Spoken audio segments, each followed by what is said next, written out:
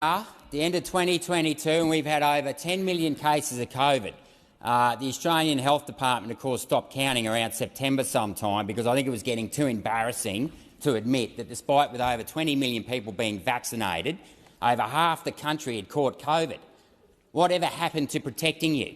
Whatever happened to protecting you? But we don't want to talk about that anymore. We'll just pull it off the website and not discuss it. We'll not discuss it. And then we've got the excess deaths that Senator Babbitt talked about before. We had 8,706 extra deaths last year, despite the fact that New South Wales locked down for 3 months. So in theory, the deaths should have been lower, like they were in 2020. But let's not count 2021 in the ABS figures, or sorry, 2020 they're not counting. Let's pretend nothing happened there. Almost 140,000 jab injuries. More than all the injuries reported from vaccines since 1971. More than all the injuries put together. You've got an injury rate that's 3 times higher, and yet the TGA don't want to look at the signal. The whole point of having a database where doctors report these injuries, where they tick the box suspected, and as the doctors say, they don't fill these forms out because they don't have the spare time. They don't have a lazy 20 or 30 minutes sitting around filling these forms out if someone fell off a bike. No, they're ticking these boxes because they believe that the vaccine caused the injury that they are reporting. And yet the TGA want to pretend that there's nothing to see here. And why wouldn't they? Because Professor Skerritt is head of an organisation that is funded by Big Pharma. That is funded by Big Pharma. Now, if you want to talk about a conflict of interest, that's it. That's it. And these guys have no idea what they are talking about. I asked Professor Brendan Murphy, who was the Chief Health Officer at the time, whether or not he'd actually read the non-clinical report into the Pfizer vaccine.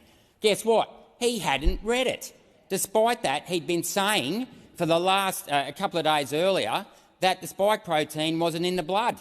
Well, had he read the report, he would have known that they never even tested the spike protein. And they would have also known that when they did the animal trials, that the report said there was no difference in lung inflammation between the placebo group and the vaccinated group after 9 days. There was not one skerrick of evidence that showed that that vaccine was effective. But did anyone in this chamber right here, right now, actually read that report? I bet you not. But you all went out there and said it was safe and effective where you didn't have a clue what you were talking about. And shame on you, because the law in this country, in the Australian Immunisation Register says you cannot be coerced into taking a vaccine, number one, and number two is that you need to be properly informed about what is in the vaccine.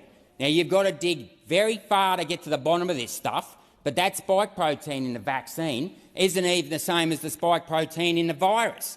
No. They've actually changed one of the nucleotides, and they've actually got a synthetic gene in the vaccine. They've added 70 adenine nucleotides to the poly-A tail, which is designed to make it last longer. It's designed to last longer. The mRNA in the trials was shown to last for up to 9 days. The lipids were shown to last at least 2 days, and they stopped the trials, despite the fact that it doubled. Yeah, listen to this, Senator Hanson-Young. Despite the fact that the concentration of the lipids that are cationic were doubled in the ovary